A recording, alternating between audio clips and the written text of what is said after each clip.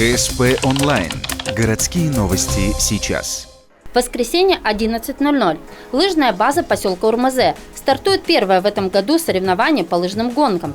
Сегодняшний вид – это спринт, то есть короткая дистанция. Трасса для всех выбрана одинаковая. Женщины и мужчины побегут 1 километр 350 метров классическим стилем. Попробовать свои силы приехало более сотни лыжников. По словам Сергея Алиева, погода сегодня не подкачала. Гонки готовились очень тщательно. Особое внимание уделялось лыжам. У каждого тренера на этот счет имеется свой секрет. Тренера, преподаватели, они являются мастерами в этом деле. Кто лучше намажет, у того лучше и пойдет, и поедет. То есть мастера своего дела. Как говорит Сергей Алиев, кроме лыж очень важна хорошая физическая форма спортсмена.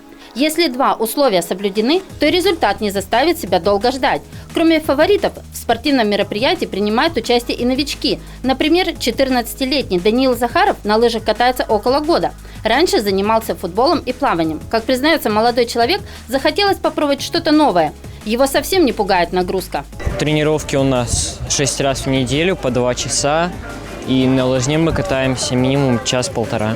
Так как я занимаюсь не очень давно, я не рассчитываю на высокие результаты. После первого этапа лучшее время у мужчин 3:58, у женщин 4:19. Как говорит Сергей Васильевич, первый этап соревнования – это своеобразный пролог. После отберутся по 30 лучших участников для дальнейшей борьбы. Спортсмены, попавшие в тройку лидеров, примут участие в республиканском чемпионате. Он пройдет в середине февраля.